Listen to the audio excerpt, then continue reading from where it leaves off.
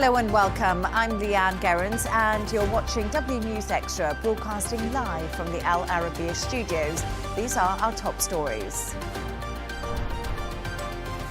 Israeli forces detain activist Greta Thunberg after intercepting the Gaza aid flotilla as protests erupt around the world. 2 people have been killed during a terror attack at a synagogue in Manchester. On day 2 of the US government shutdown, Trump urges Republicans to cut Democrat agencies as mass federal layoffs threaten workers.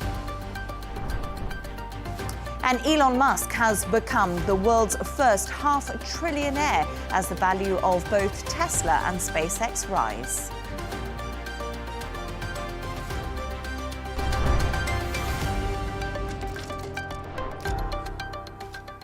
Activists, including Swedish climate campaigner Greta Thunberg, have been detained by Israeli forces who intercepted a flotilla carrying aid to Gaza. Israel said the boats from the global Synagogue flotilla were told to change course as they were approaching an active combat zone and violating a lawful naval blockade. Here's the moment they were intercepted. This is the Israeli Navy. You are approaching a blockaded zone. If you wish to deliver aid to Gaza, you may do so through the established channels. Please change your course toward the port of Ashdod, where the aid will undergo a security inspection and then be transferred into the Gaza Strip.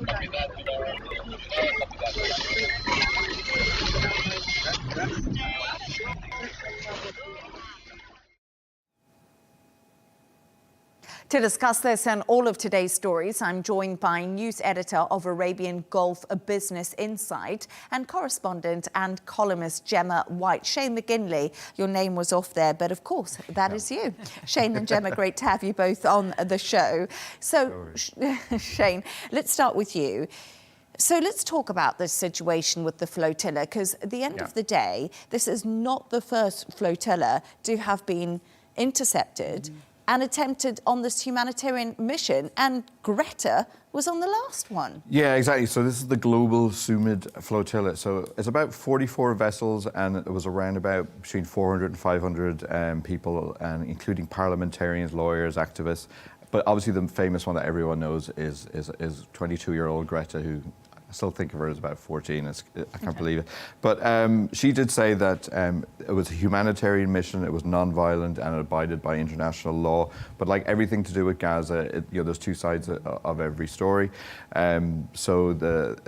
If you look at what I thought was interesting was the Israeli Foreign Ministry side. They describe it as Hamas Synagogue. So they're already straight away associating it with Hamas and trying to sort of get the propaganda out from that side. But I think, yeah, it is getting protests, like you said, in Italy, Spain, Colombia. But what I thought was different about this one is that it was giving a lot more weight in terms of the Italian, I think the Spanish naval vessels that were originally accompanying it. But I would assume they would have followed it the whole way through, which obviously then they wanted to de-escalate it and they sort of held back. No, the reason they didn't follow it through is because it will be entering the blockade. Exactly. So that would escalate and that would escalate it. So I'm not really surprised that they weren't allowed in, and this is it sort of feeds into the thing that this was a publicity stunt, which Greta Thunberg has denied and said it wasn't a publicity stunt. But I think fair dues to her, and I think she should just go back and do it all over again and keep doing it. Well, it's interesting you say that, because Prime Minister Benjamin Netanyahu has praised Israeli naval forces for intercepting a Gaza-bound aid flotilla that sought to break Israel's blockade on the Palestinian territory. So we see Benjamin Netanyahu talking about it. But it's quite interesting because we talk about Greta, and we've spoken about her a lot, Gemma. And in my mind, and in a lot of people's minds, and there's been this question, is this just the selfie yacht that's happening? And really, this is not going to help the Palestinians at all. And the Italian Prime Minister, Giorgia Meloni, has said a very similar thing. OK, you can go out and protest, but this is not going to feed those starving in Gaza. But I think ultimately it's not about feeding people, it's keeping the spotlight constantly on what's happening. And I think Greta, she is a digital native. She grew up with social media. She grew up with the internet. She understands how it works. She's been in the limelight for, I mean, you say you still think of her as like a 14-year-old. You know, she's been in the limelight for years and years and years. She knows the messaging. She knows how to speak to her generation. And sometimes it is just about keeping the spotlight on something as opposed to achieving the goals you set out to do. But and I think she's achieved that. She's made global headlines. Yes, but then I think the argument is what's in it for the Palestinians. But earlier, I spoke to Saif Abu-Sheikh from the Global Movement to Gaza and asked him to respond to Israel's response to what they do call the selfie yacht. Take a listen to what he told me. The way that hospitals were bombed, schools, universities, community centers, journalists, your own colleagues in Gaza, even representatives of international organizations. Israel has no credibility regarding the accusation that they do. And for people to risk their lives through the Mediterranean just for a selfie, I think they would have found other areas or other adventures. People came together because they don't want to be complicit. We came together because we cannot bear it on our conscience that we live in a time where our children will grow and ask us, what have we done to stop genocide?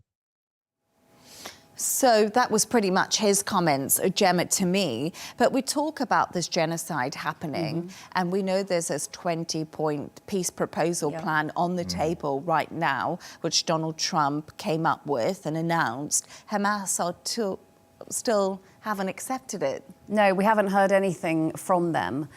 I think ultimately the plan is not going to be taken up by both sides, even though Netanyahu has stood next to Trump and said this is our plan together.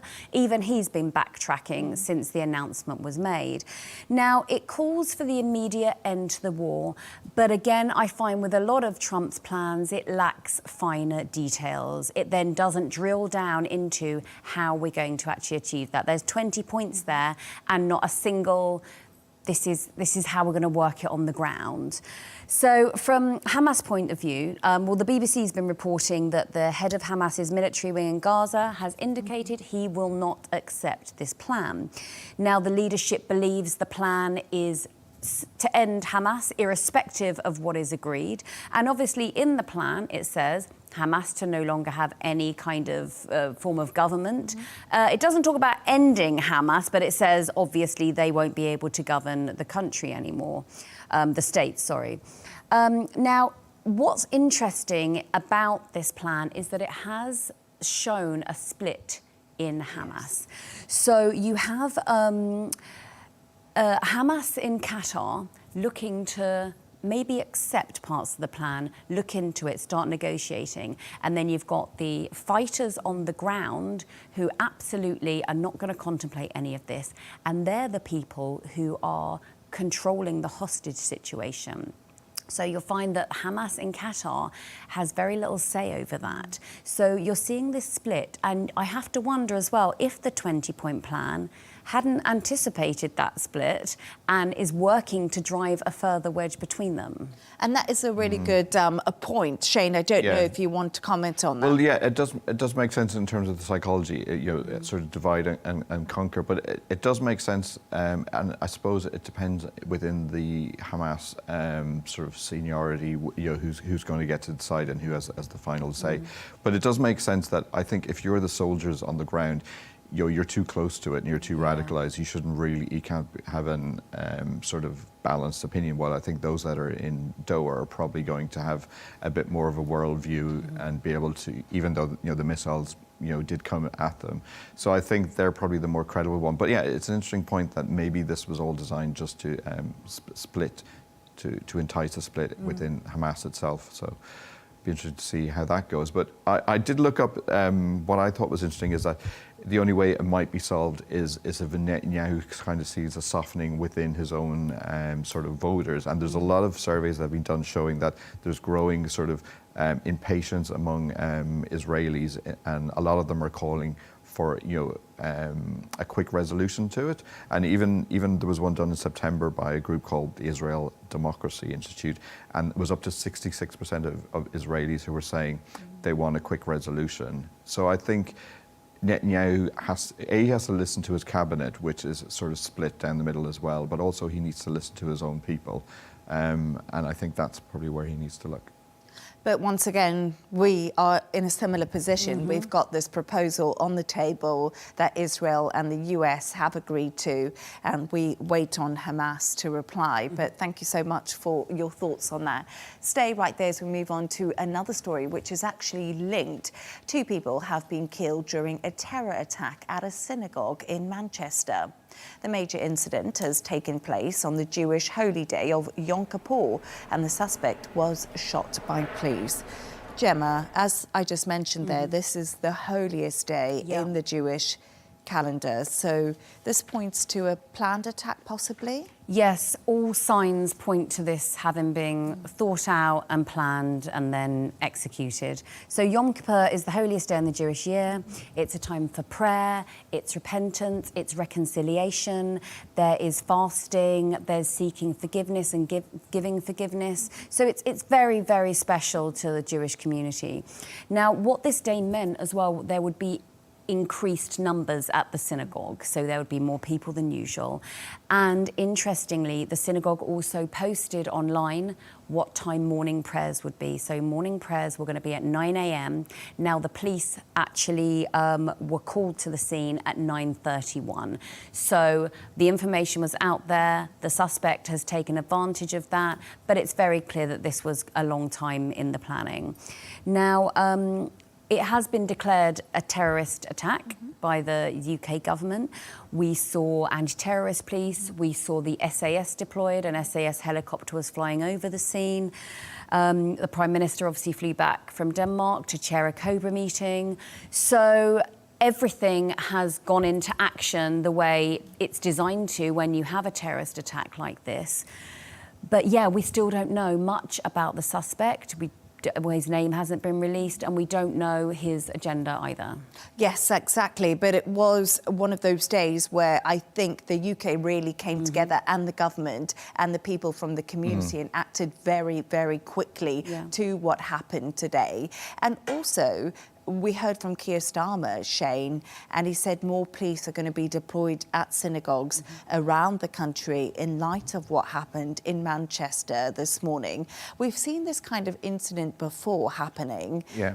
Do you know, I wonder if there's enough right now to prevent these attacks and make the people in the Jewish community actually feel safe? Unfortunately, I don't think so, and I'm surprised that it's taken this long for something of this caliber to happen, because the British government for years have had things in place to combat this.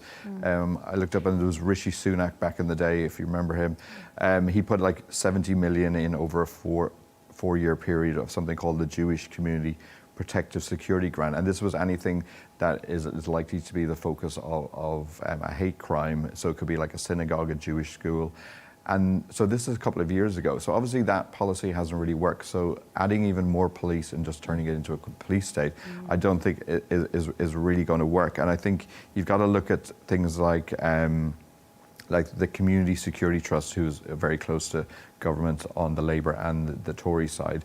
They've looked at anti-Semitic incidents in the UK, and they've gone up about like 60% in the last couple of years. So it's the sentiment that I think that you need to address. Obviously, you need to put more security in the short term. That makes sense, because you don't want sort of copycat people going out doing the exact same thing. But you need to look at the root cause of it, and I think a lot of this sort of right-wing, immigrants and them versus us is sort of feeding into that mentality. And I do kind of think this was obviously some sort of sicko who was going to do something anyway, and this was just a policy. But to go back to your first story, when I was saying about how sort of the Israelis were calling this like Hamas Sumid, so you're basically associating anyone who's pro-Palestine with supporting Hamas. So I think the sort of sane policy is that anyone who is Jewish then is supporting Israel. And I think there's probably a lot of Jews in the UK who don't support what Israel is doing. And I think there needs to be a sort of humanization of the Jewish community in the UK, and to see them as, everyday British citizens. And you need to combat that. So I think the government needs to put more money into that.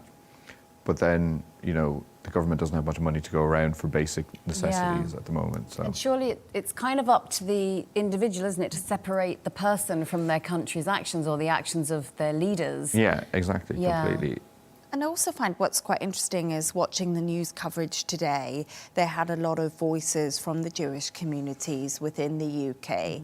And they were saying this has also been fueled after October the 7th. And we also spoke about those protests around the world that happened in light of this aid flotilla supporting the Palestinians. And they said that happening every single weekend is not helping the situation because it's almost making it worse for the Jewish communities. So maybe there needs to be more of a balance within how the government controls the protests that are happening too. I'm not sure if that's an option at all, Gemma.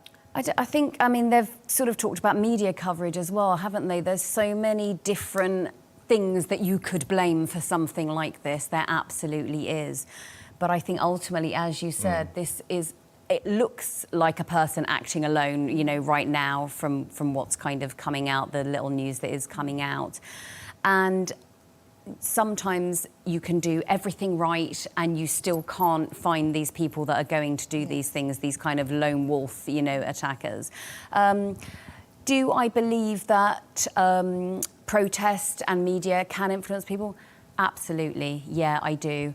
But again, you can't stop people from protesting their beliefs, and we have a free media, and you can't stop that either. So these are things which aren't going to change. So different workarounds, education, they're the kind of routes that you need to take. But it was interesting because there was a survey with the Campaign Against Anti-Semitism, and they said 92% of British Jews blame the media bias, and that the sort of condemning of Israel was leading it into attacks on them. So the only way you can really solve that is if the Jewish community comes out and berates Israel for its policies. And I personally haven't seen too much of that. I don't know if you've seen a lot of that. But I don't know if that sentiment even really exists. And I think there just needs to be a strive among the media to divide between Israel and Jew, and that one is not exactly the same as the other.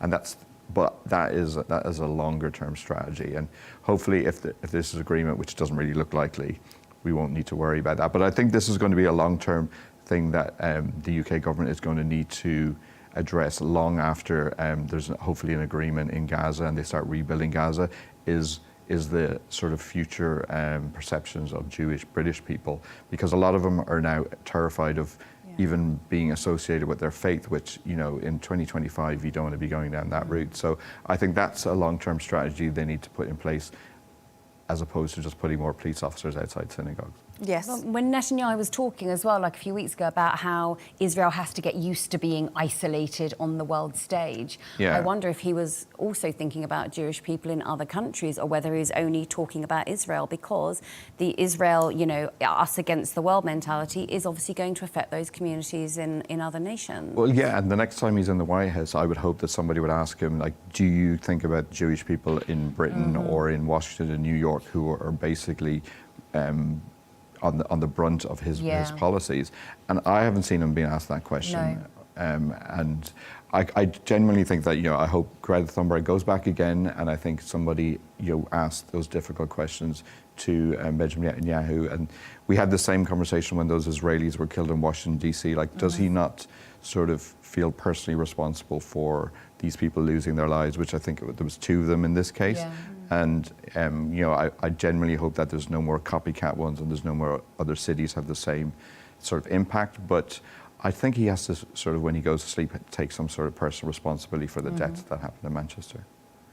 And let's hope that we come to a resolution at some point. As we did say, Hamas still not accepting the deal. The situation on the ground for those Palestinians stays exactly the same.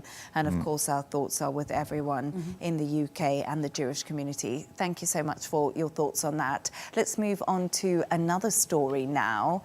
And the federal government has entered its second day of a shutdown after Congress failed to agree on spending bills. President Trump is using the moment to call for for cutting Democratic agencies and clearing out dead wood. House Speaker Mike Johnson defended Trump's authority to decide what gets funded, saying the president will prioritize administration goals. The Senate is actually set to return tomorrow for another vote. Oh gosh, day 2 of the shutdown, Shane. I feel like Congress isn't sitting today because of Yom Kippur, so we know that it's a quiet day over in Congress. But we've got another day to wait for a vote, which might not look very promising at the moment. Yes. But so this okay, the first 2 stories you talk about make me quite angry, but this one really makes my blood boil. I'm really sorry. And I don't really have any affiliation. I'm probably slightly lefty, not a radical left, as Trump would probably say. But the fact that he's frozen $26 billion for Democratic states, which includes $18 billion for infrastructure in New York, and I think it was about $8 billion in green energy in California and Illinois. And he actually genuinely said this. He said, "I can't believe the radical left Democrats gave me this unprecedented opportunity." And it really annoys me because I'm like, he's supposed to be the president of the United States of America. And like, he's supposed to be the president of Democrat voters and citizens, and he's always going about make America great again. I'm like, well, you're supposed to be governing for the entire country, not just the people who voted for you. So that really annoys me. And the fact that there's 2 million federal workers who are going to go out without pay, I'm saying a large proportion of them possibly, maybe living month to month. Even if you look at the demographic, half of those could be Democrat, half will be MAGA. How many of those are going to get really tired if this goes on for 35 days like the previous sort of shutdown? So I kind of get really quite annoyed at the fact that he's so just see as them and us, and it feeds into this whole mentality that we've been talking about, that he doesn't see Democratic voting Americans as almost like part of his country, which that makes me quite angry, so to be honest. well, Schumer shutdown is what the Republicans have called it. So they are basically blaming it on the Democrats. But also, I must say something, and everything that I've read today, about cutting the workforces, mass layoffs. Caroline Leavitt, the White House press secretary, also said thousands of jobs could be on the line now because of this shutdown. But when Donald Trump was campaigning to become the president, one of his main campaigns was to cut the bloat that was in the federal government. And we know there's hundreds of thousands of jobs where people don't do very much, and there's a lot of a workforce. And the Republicans are now seeing this as an opportunity to act on why they were voted in. Gemma, I don't know your thoughts on that, but Donald Trump will basically say, as he did say, the radical left are giving me this opportunity to do what I wanted to do, what I was given the mandate to do in the election. To add to growing unemployment numbers, that would be, there's a glee here that I can't, that doesn't sit right Well, with me. I actually did have a guest on earlier, Hunter Gaylor, and I asked him that exact question. It was quite interesting. I did say to him, actually, we've got it here. I did say to him, the CEO of Market Bridge Advisors, Hunter Gaylor, I asked him if this is an opportunity for Trump to get rid of agencies that waste taxpayer money. Perfect timing for this. Take a listen. If they're going to sit down and shut down the government, why should we be paying these people? It's our hard-earned tax-paying dollars that are going to, these people in these useless positions. I mean, the federal government is one of the largest employers in America, and that's a lot of money that goes to a lot of people. And so, if they want to shut down the government, then as it's shut down, these people should be starting to be furloughed and laid off and start saving the tax-paying dollar, or start saving the taxpayers' dollars, because, it's just irresponsible for what the government's doing. So Trump has absolutely all right to go in and use this time to start slashing and limiting the size of government. So I think he's on the right path. No, I don't think so. Hunter's not a nice person. No, and I think there's obviously a little bit of fat that needs to be trimmed, and there could be efficiencies that you can get. But I don't really buy into the thing that all government workers do nothing. But it's quite a bit of a generalization, and all of these extra sort of tariffs and trade deals that Trump has put onto the government, these have to be negotiated properly, and that takes people to think through them properly. And as you said, get down to the detail, which is not always. So I think. Yes, and this is an opportunity to trim the fat, and I think that's always a good policy. But I don't buy into the general propaganda that American government workers just sit around doing nothing and don't deserve to be paid. And people like Hunter sit in their ivory tower in their lovely office and just can denigrate, you know, millions of people in that way, calling them useless. He used the term useless. That does not sit right with me at all. And what his argument was to me when I did push him on the job numbers, which I think is quite interesting, because it's a data point the Fed look at if they're going to cut rates. He said, it doesn't matter because it's the private sector that generate most of the money. And actually, Shane, you mentioned this earlier, but past shutdowns have not had a lasting impact on no, the they don't. US economy. They haven't dented the economies that much.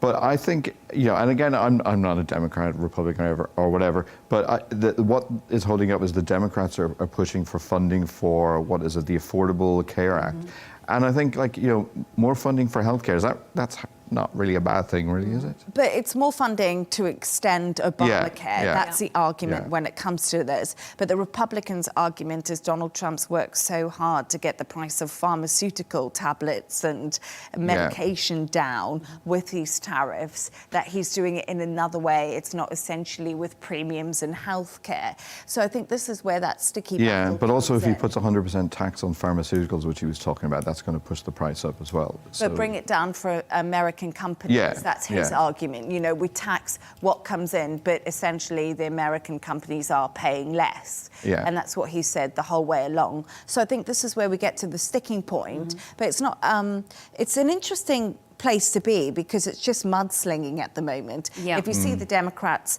on TV, they're blaming the Republicans. If you see the Republicans, they're blaming the Democrats. And it's the federal workers in the middle, right?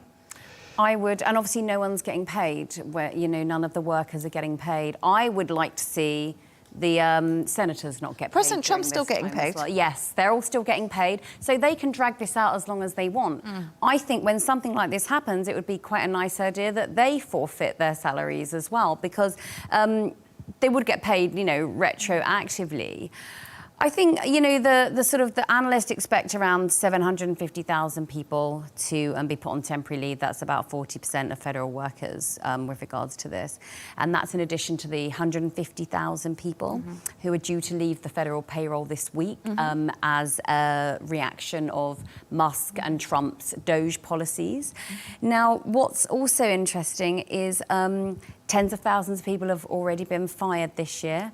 Now, you've got the biggest exodus of federal workers in 80 years. So you've got all these people now not being paid, entering unemployment.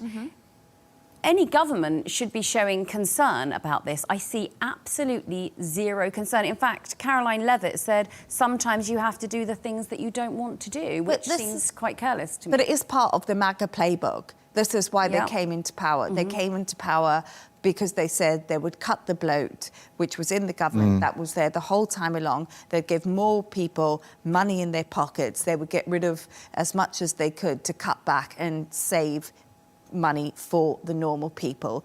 So I think in some respects they would argue we're carrying out what we're doing. So it's a difficult situation to be in. Yeah, but then there was just on October 1st, the Washington Post, which, you know, is still now probably like slightly left, but in the middle, about 47% of them were blaming Donald Trump for the shutdown and 30% were blaming the Democrats. So I think, like you said, we're only on day 2, so this could easily go on for another 33 days if it goes the way of the last one.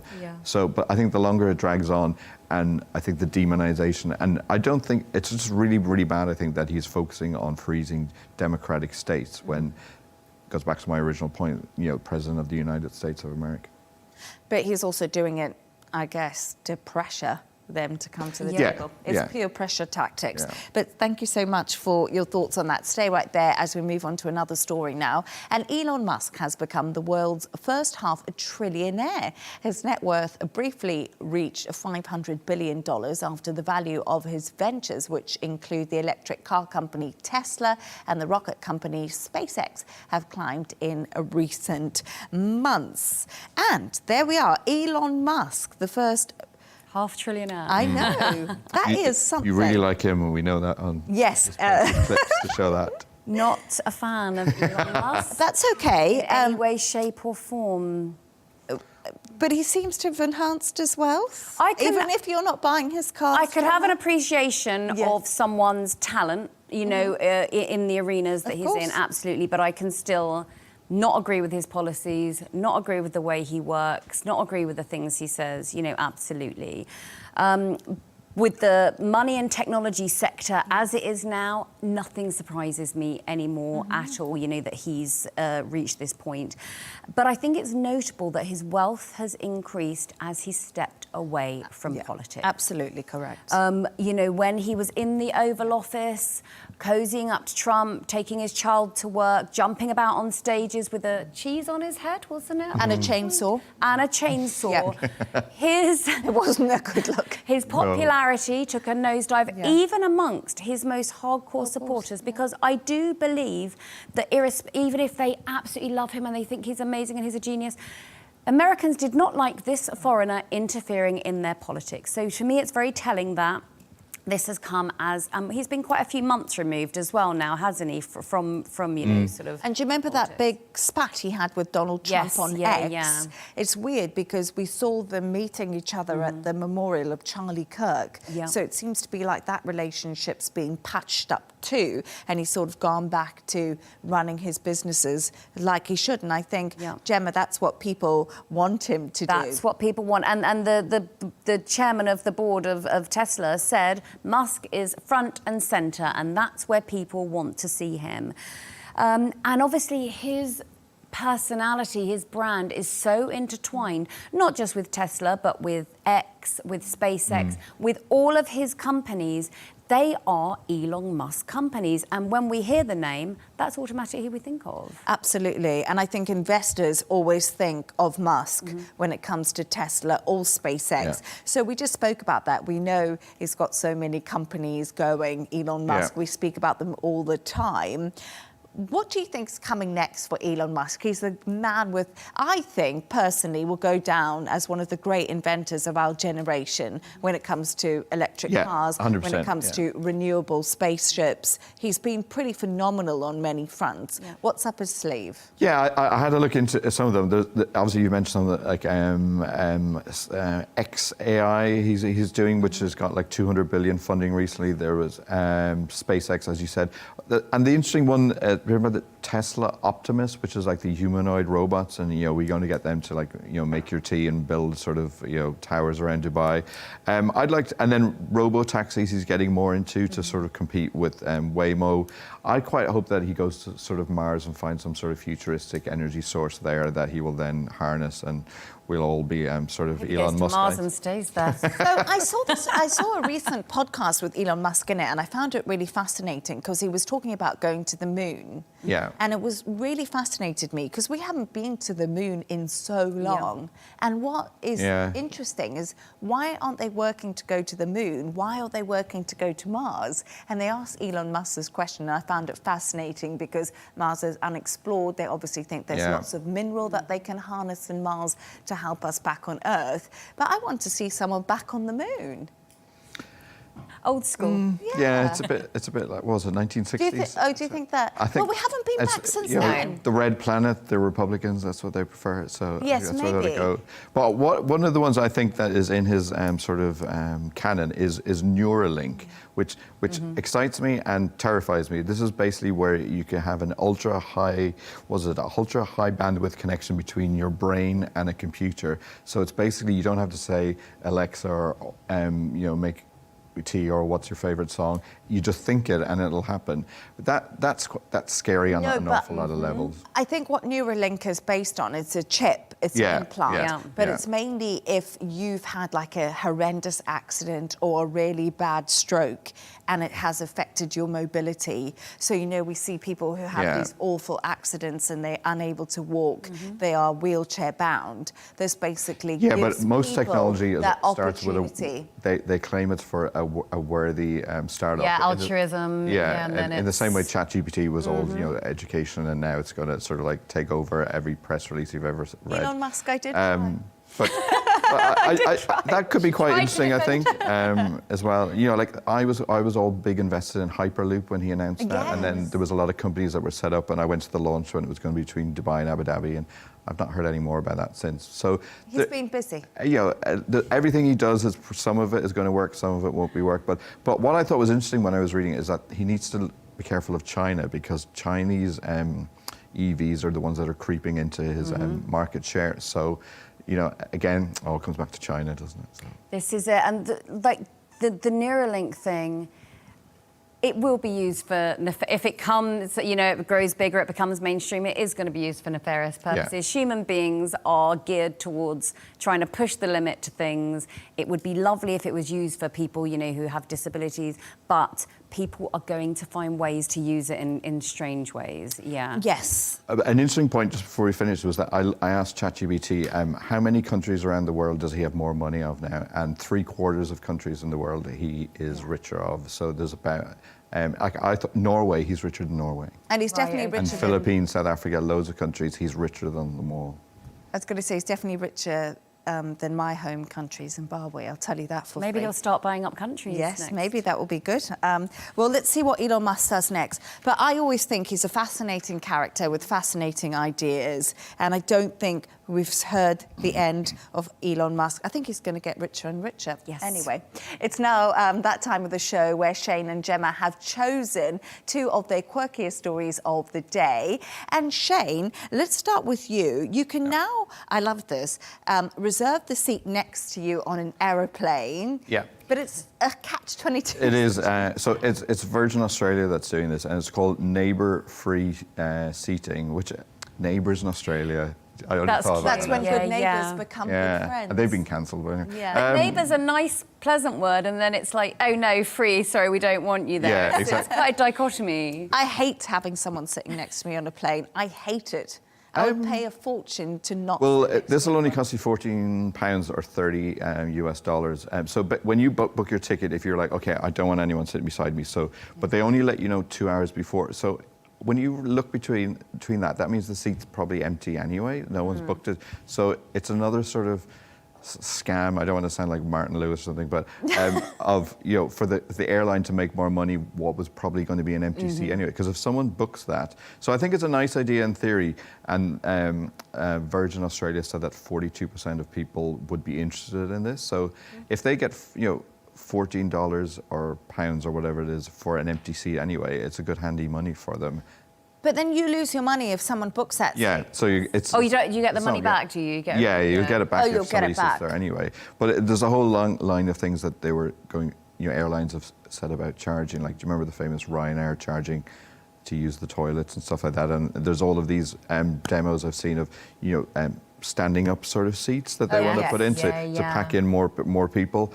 And I kind of did go through AI and say, what are they going to start charging you for now? And, you know, the next thing is that they might start charging you for the overhead locker if, to guarantee you can get your seat in. But I started thinking, what would I pay for? And I've said this a couple of weeks ago, I would pay extra money to get my bag out into the belt quicker, or even when you get off the plane, get it straight away. Because my massive travel bugbear is the length of time it takes to get your bag when you get off the plane. On the conveyor belt. So if I could pay an extra $14 to to get it quicker. My big bugbear is sitting next to someone, so this is perfect for me. And fighting over the armrest. Oh, it's so annoying. Yeah, and you know, if you have like, don't hate me, a child and it's jumping around. Anyway, Gemma, moving on. I have 3 of those. Yes. Yes, please keep them in the different glass. I'll keep them out of your. Yes, of your thank you very much. I'm sure they're very lovely. Gemma, this is the loveliest story. It's the world's chonkiest cat. I only saw the photo now. This is Bug, the world's chonkiest cat. Oh, chonky. He's become something. I mean, he's quite hefty. He's beautiful. He's become something of an internet sensation because of his size. Now, Bug, as you can see, is a morbidly obese cat. Now, it's not the fault of his current owners. They rescued him, so they've sort of taken him in, and his sibling, Cheddar. Between them, I think probably eating a lot of cheddar as well there. Between them, they have 64,000 followers on Instagram. And people tune in because Bug is on a diet program and a vet-controlled diet and exercise program, and people are tuning in. Don't think it's working. Well, some people are quite Slowly rude. but surely. Yeah, this is it. You know, if you've Yes. ever tried to lose weight, you know how Yes. difficult it is, and it is, you know, a little bit at a time. But people are tuning in to watch Bug's progress. Some people are quite mean, you know, body shaming. Cat Fat body shaming. shaming, yeah. Fat cat shaming. Fat cat shaming. Other people are, you know, giving encouragement. So, but yeah, Bug is just living Bug's life and enjoying themselves. I absolutely love Bug. Very chonky. Look What at a that belly. lovely That belly kitty. is looking for rubs. Yeah. And I would like to follow Bug. I'm going to follow Follow Bug, Bug. and I'm going to check Bug's weight loss. Follow Bug's journey. Yeah, yes. oh, what a lovely story to end on. Thank you so much. Thanks to our guest, news editor of Arabian Gulf Insight, Shane McGinley, and correspondent and columnist Gemma White. And that's all from us on W News Extra. Don't forget to subscribe to our YouTube channel. Also follow us on X. G&T with Tom Burgess Watson is coming up next. Goodbye and thank you.